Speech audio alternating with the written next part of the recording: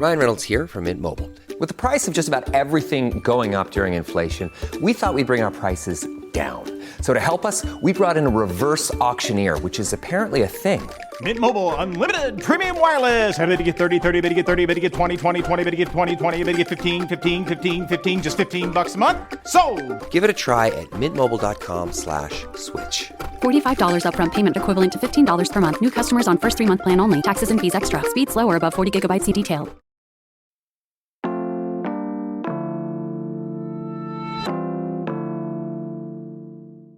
Today on CityCast Pittsburgh, we're headed into the holiday season, and that means our airport is about to get crowded. More than 300,000 people are expected to fly in and out of Pittsburgh International in just the coming days. Jens, that is the size of our city's entire population. And did we mention the airport is still under construction? Today, we are talking about what to expect between now and New Year's if you or a loved one are passing through PIT, plus our hacks for making your trip as smooth and as cheap as possible.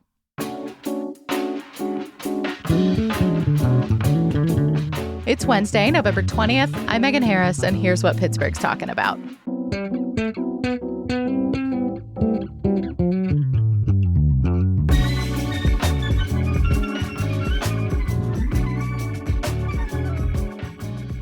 I'm with producers Mallory Falk and Sophia Lowe. Hello. Hello. Hi.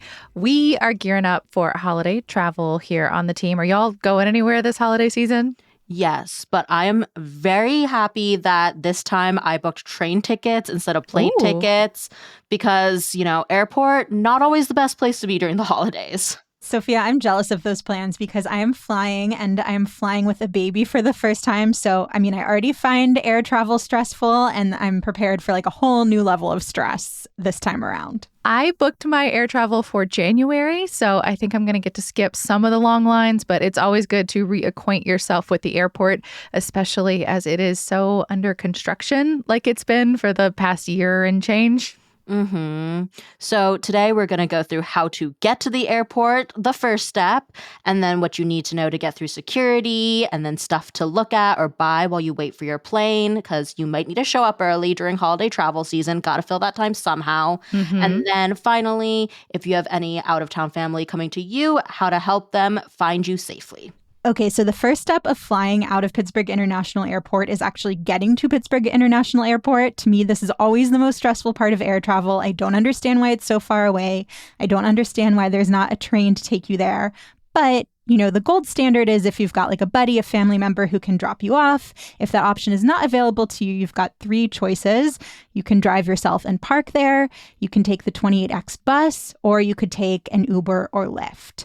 So we are going to start off with the bus because it is the cheapest option. Not necessarily the easiest, but definitely the cheapest. Yeah, and bus fare for the 28X, same price as any other bus. So that's $2.75. There's a few places you can get on the bus in the East End: Point Breeze, Bakery Square, Shady Side, Oakland. I'm guessing a lot of people are coming on downtown.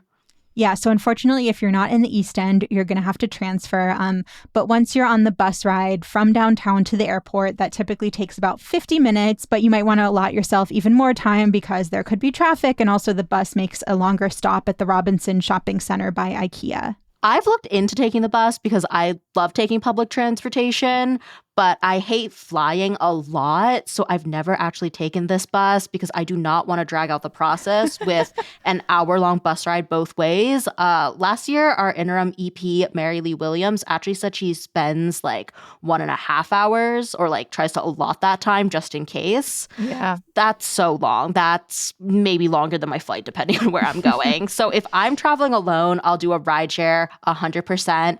Obviously, the prices are very subject to change depending on when and where you're getting picked up. But just for the sake of comparison, I plugged downtown to the airport for Uber and Lyft, and the price was about $45 without the tip. I'd expect to spend $50 or more. But is that just for a regular old day? Do they have surge pricing around the holidays? You might need to budget even more money. Yeah, fair enough. Because right now we're doing this a little before Thanksgiving. So I'd expect closer and closer to Thanksgiving and Christmas Day themselves, prices are going to go up.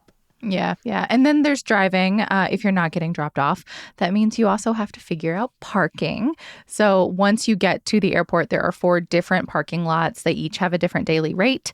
The cheapest one is economy. It is $12 a day. It went up again this year.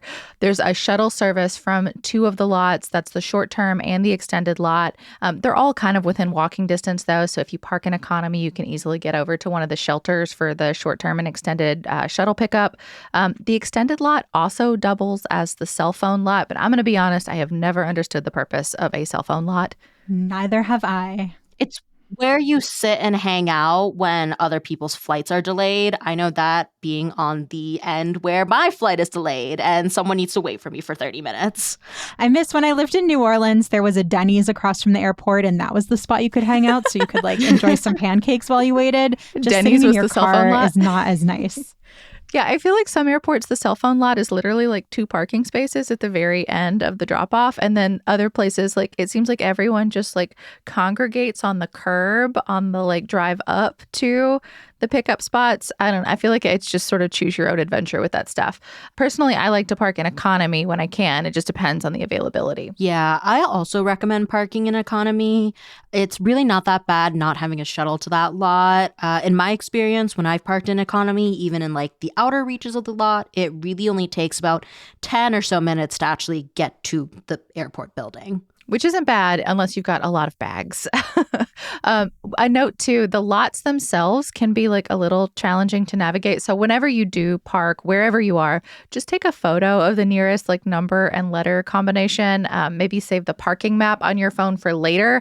Fun fact, there is actually no rhyme or reason to the letters in any of the parking lots at Pittsburgh International. Of course there isn't. But there is a system to the numbers. So if you are standing on that people mover that, you know, you get to if you're in the lots, you go on the people mover when you get to the building. If you're standing with your back to the people mover and you're looking at the parking lots, all of the numbers on your left are odd and all of the numbers on your right are even. I guess there used to be a lot more numbers on the right, but like they've slowly but surely siphoned that space off for other things. But anyway, that's what the numbers mean. The letters, I guess, are still sort of meaningless. So hopefully that like semi-explanation of how the system works makes sense. It's the best they got. Yeah. But if you are driving and parking, we do highly recommend booking that parking in advance. You do get a slight discount on most of the lots and you have a guaranteed spot. So especially during the holidays when lots of people are going to be showing up with their cars, this is a smart way to go. Yeah, but it doesn't like guarantee you where the spot will be. So you still have to like drive around and find something. Once you make it to the building, you do have options. So if you're being dropped off, especially like during those peak travel times, there are often ticket agents from the airlines checking bags right there on the sidewalk. So you just walk over, hand everything to them and be on your way.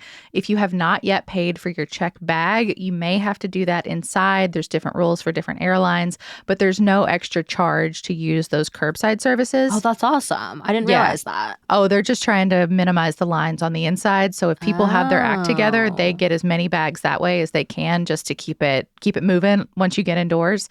Now, if you come in from the parking lots and you ride those people movers into the building, you actually have to go upstairs to check your luggage up there. I always thought that was like such a weird design choice, but there are escalators and elevators that'll take you on up. Mm-hmm. And then wheelchair services are also by all those airlines check-in counters. So that is also before security. But if you need a wheelchair, you should reach out to the airline, not the airport, ahead of time to make sure you have access. Yeah, they're kind of hard to find if you get there and need it then.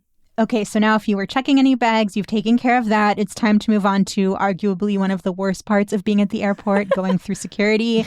I think security lines are a drag at pretty much every airport, but the security area at Pitt just feels especially small. Like when there's a long line, it just spills out into the entrance area and then way down past the people movers and everyone's tripping all over each other. It can just kind of be a hot mess. Yeah, I mean, there's actually a reason for that. So last holiday season, we talked to Bob Kurlick, the public affairs director with the airport authority. He reminded me that the current security situation is so little because not a lot of people like local Pittsburghers used to fly in and out of our airport. So we were a major hub for U.S. Airways at the time, and that's what the entire airport was built with them in mind. So the emphasis was on connecting flights, so people that never had to touch the security area. This was such a nice time when you could get tons of direct flights out of Pittsburgh because we were a hub. I remember when I was looking at colleges, there were direct flights everywhere I was considering. And then by the time I enrolled, it was layover city because US Air no longer ruled here. Yeah, Bob said the whole design of the airport really emphasized it. Even our X, if you look at it from the aerial shots, it was all to make US Air happy. So whatever they wanted, they got. Including even our baggage system is one long conveyor belt that goes all the way around the airport. That's why it can take so long to get your bags. It's wild. So the problem now that they're trying to solve with all this construction is that 30 years later, a lot of us locals are flying and we need a more sophisticated security system to get us through. Here's Bob talking about just the huge number disparity between back then and today. So if you think about it, we had 20 million passengers, 5 million of them were Pittsburgh passengers, right? The other 15 were connecting. Those connecting passengers are now gone. But those passengers never went through the security checkpoint, right? They never hit the curb. They never parked. Now we went from 5 million Pittsburgh passengers, now almost to 10 million Pittsburgh passengers. We basically doubled the amount of people that are using the checkpoint, that are using the baggage system.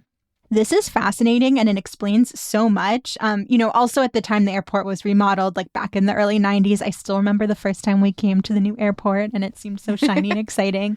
But we didn't have all those security measures that we have now. This was pre 9/11.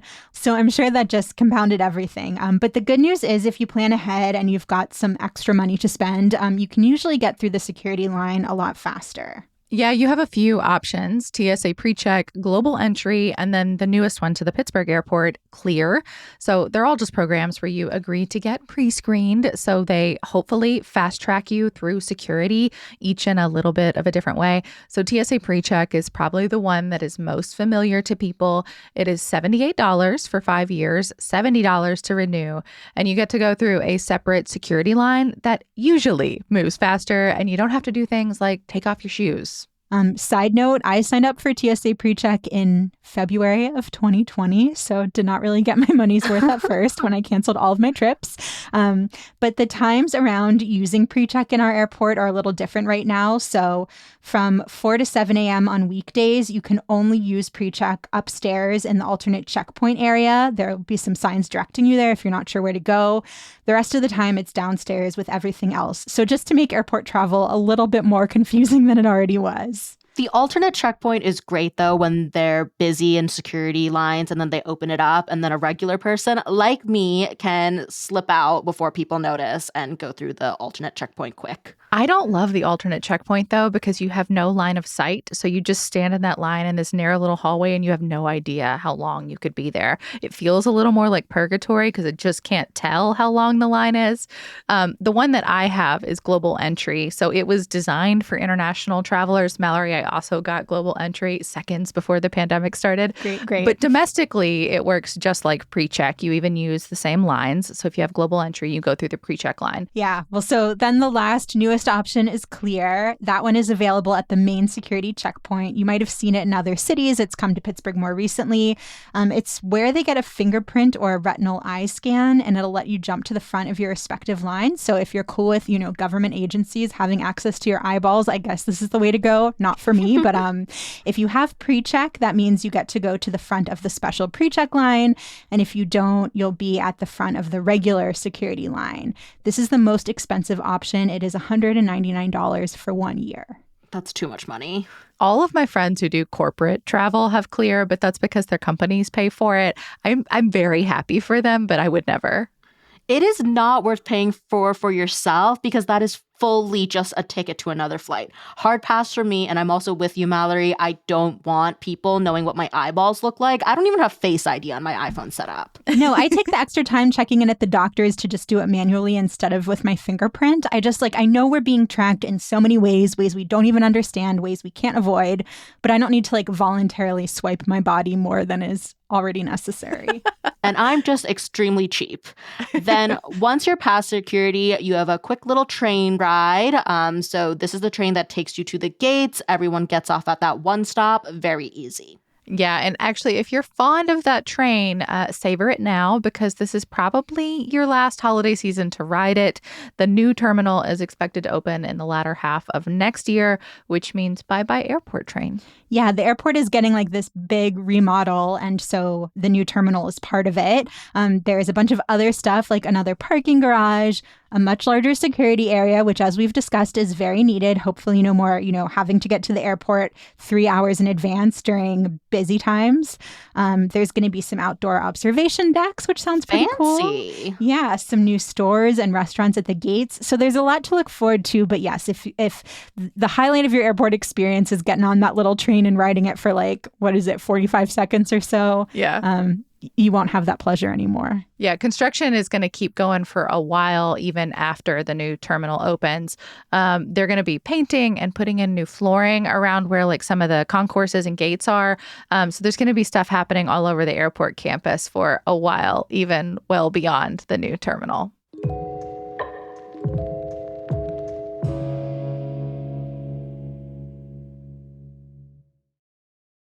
Today's show is brought to you by Handmade Arcade. Here on the CityCast Pittsburgh team, we love shopping small and local, and every winter you are guaranteed to see all of us at Handmade Arcade's annual holiday market. It's going down this year, December 6th and 7th, and you've got to put it on your holiday to-do list. Our crew has picked up all kinds of unique gifts there, like gorgeous handmade wooden cutting boards, a crocheted hat that makes you look like a cute little brown bear, ornaments, art, jewelry, candles, handbags, prints, even a calendar once with monsters like Godzilla taking over national and local parks. It is the best. This year's market will feature over 275 makers, plus free activities and live demonstrations, like beginner ceramics, glass blowing, and screen printing. Again, that's December 6th and 7th, downtown at the David L. Lawrence Convention Center. Tickets to shop at the main event are free, but you do have to register, or you can be a VIP like me and shop early without the crowds. That's Handmade Arcade's Friday night preview party or during Saturday's early birdie option. Get all the information and your tickets at handmadearcade.org. Stunning stalactites, stupendous stalagmites, flowing limestones frozen in time, formations that are bigger than most houses. Luray Caverns has so many jaw-dropping marvels, you have to see it to believe it. And after the awe and wonder of the caverns, explore local history at the Shenandoah Heritage Museum. Get a hands-on lesson in geology as you mine for gems at the Gem Sluice. See the oldest operating car in America at the Car and Carriage Caravan. And take a look at the simpler life on the streets of Toy Town Junction.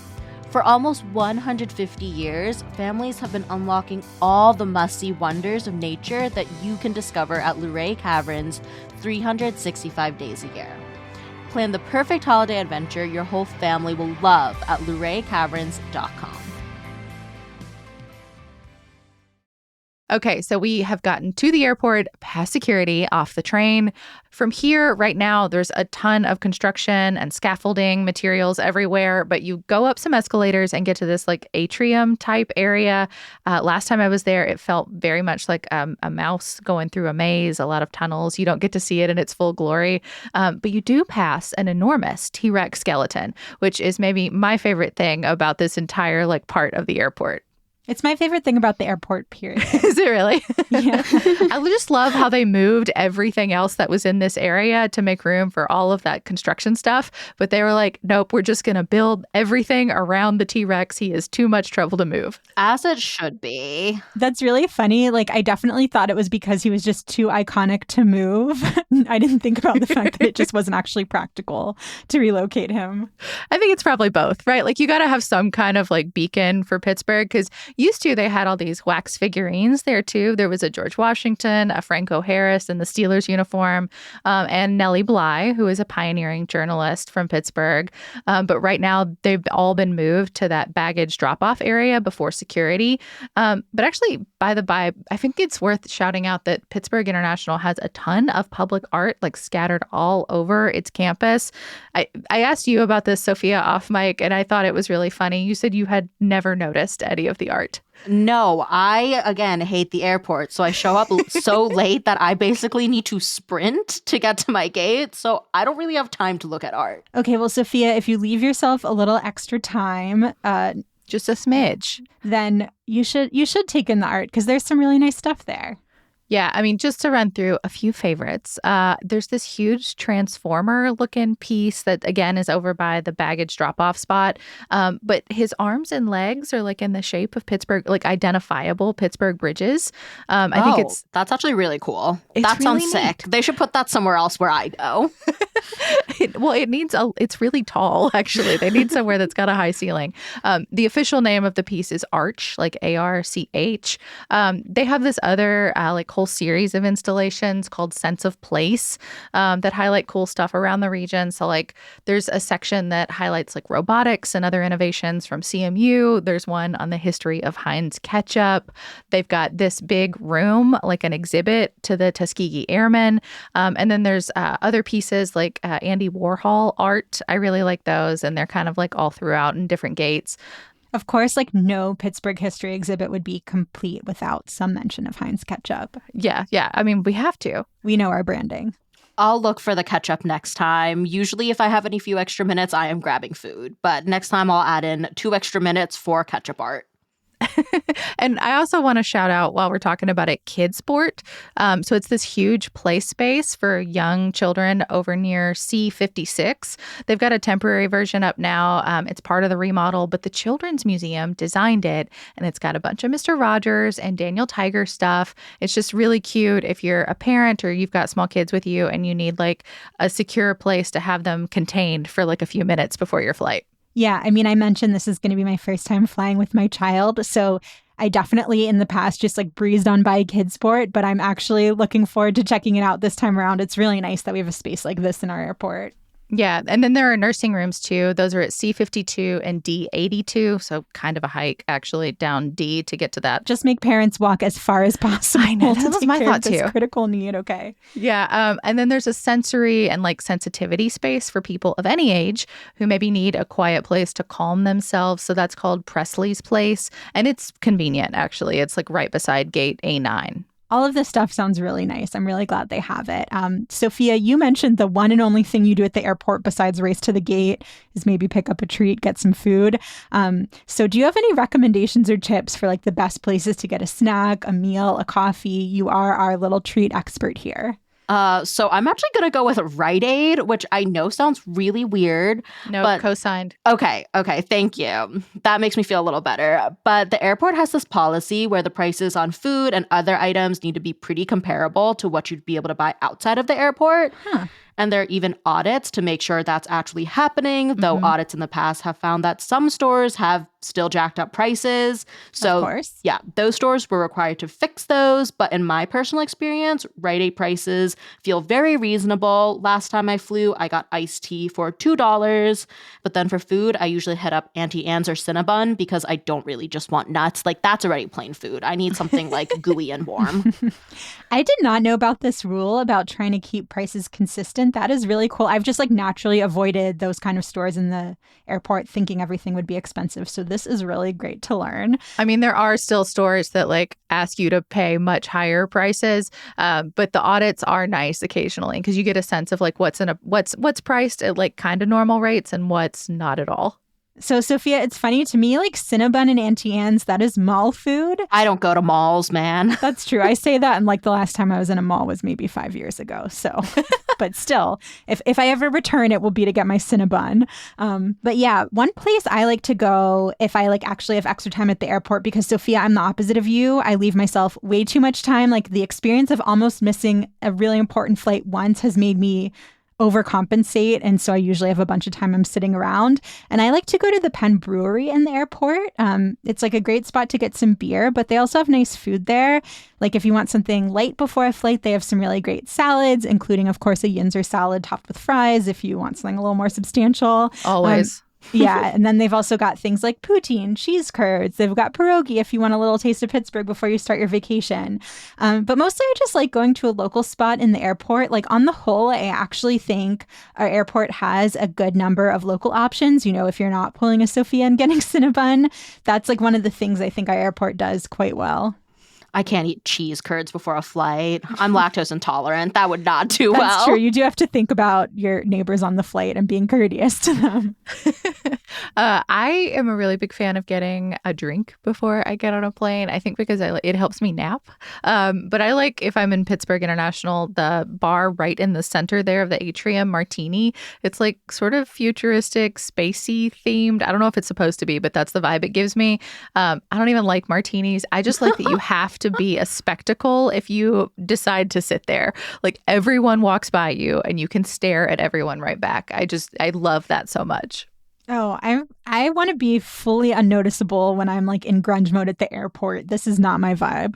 Yeah, I'm with Mallory on this one. Yeah, and I think that's like a really big indication of our personality types on this team too. What about last minute souvenirs? Do y'all have any go-tos in the airport? There used to be a store that like was built for that and it doesn't exist anymore. With what time? I clearly have no time to pick up a souvenir. Mallory, what about you? Well, I don't know if Megan, maybe you're talking about Commonwealth Press, which used to have a store there. And I did love stopping by to get souvenirs. But I don't think that's there anymore. And so, you know, I was just complimenting Pittsburgh International on having a lot of great local restaurants, but I actually don't think there's a lot of great local shops in there, which is disappointing. Like you can get some Sarah's chocolate, which is pretty nice, but then otherwise it's just like Hudson Booksellers and Sunglasses Hut. I don't know. This is where the airport has some room to improve, in my view. There is the Gabby of Jewels over by like Concourse A, kind of like across from the Dunkin' Donuts. So if they're expensive, but if I'm really in a pinch, they have a very travel friendly box, like a little red box that you can get your macarons on the go. Yeah, this is also where you and I differ because I think expensive macarons are like not the way to go. You can have them as you sip your martini and, you know, at the place to see and be seen at the airport. I will be eating my personal box of Sarah's chocolates by myself in the corner instead. Well, I guess all that's left at this point is getting on your plane. Rules can differ a lot by airline, so definitely check to see if your flight offers any perks, maybe for your credit card. You can check in with them in advance if you're curious about how they board families, small children, all the equipment that comes with small children, if you're military, anything like that. Yeah, then you just board the plane and pray for the best. But let's say that you're not the one traveling this holiday season. You have family or friends coming in to visit you here in Pittsburgh.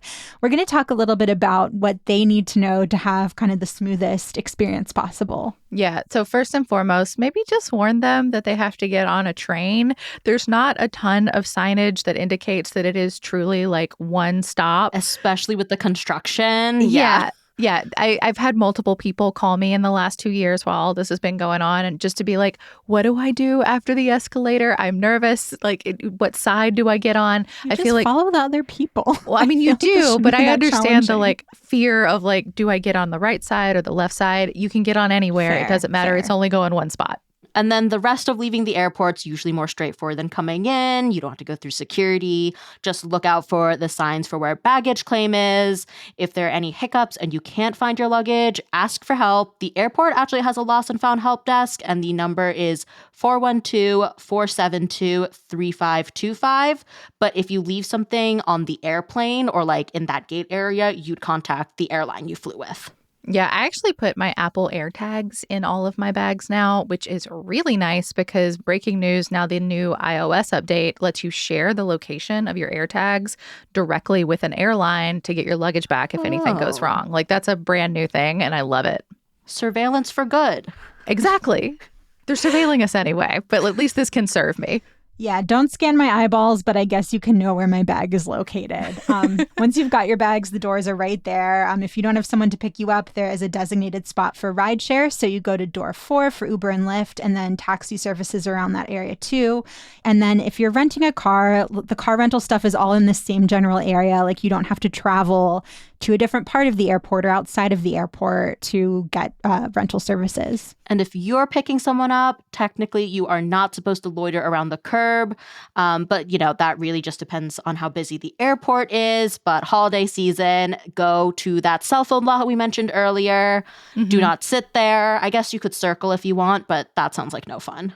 I mean, I've circled. It just depends. Like if you like waiting in lines or if you need to be moving to not get mad, like you know yourself, do what you need to do. If something does go wrong with your car in the parking lots there on the airport campus, you can also call 412-472-5050. It's their helpline. It's 24/7 and they can help with small stuff like if your battery dies because you left your lights on while you were traveling, or if you just even need someone to sit with you while you wait for AAA, they're on board to do that. I also think, if you parked your car for like a weeks-long vacation in the dead of winter, there's a good chance your battery might die. So yeah, it's really good by to no know fault that, of you. Yeah, exactly. So it's really nice to know that the airport can give you a jump if you end up in that situation. Last tip, most important perhaps, is if you haven't actually booked your flight yet, you should get on it because, of course, prices often go up at the last minute. So they're getting more expensive by the day. And earlier this year, we talked to Scott Keys. He runs Going, which used to be Scott's Cheap Flights. I have scored so many amazing international deals thanks to his services. So I took his tips very much to my core. And he said one thing to consider when booking a flight is thinking about what day of the week you'll actually be traveling. So if it's a business travel day, airlines usually have the prices higher because they want to try to gouge those business travelers for anything they'll pay. But for the off-peak days, Tuesday, Wednesday, they say, well, look, there are fewer people traveling, less demand will lower prices. Saturday's one that used to be cheaper. Now it's because business travel is still down, but leisure travel is way, way up. It is less so. So Tuesdays and Wednesdays are still reliably the cheapest days of the week to actually fly. He also gave some other tips, like if you're going on vacation, maybe try to look 3 to 6 months ahead. So, if you're looking for a March vacation, now is kind of already in the range when you need to start thinking about it. And March is also off season for travel, so maybe find some like hotel discounts or some other stuff because of that. Anyway, if you want to check out that episode, you can find that in our show notes or on our website. That's pittsburgh.citycast.fm. And if travel is in your near future for the holidays, safe travels, everybody.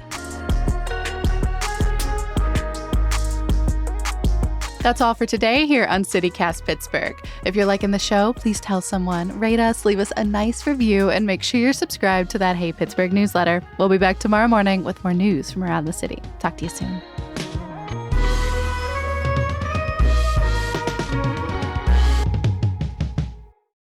Sort of funny waiting on an airplane to pass so I can record an airport episode.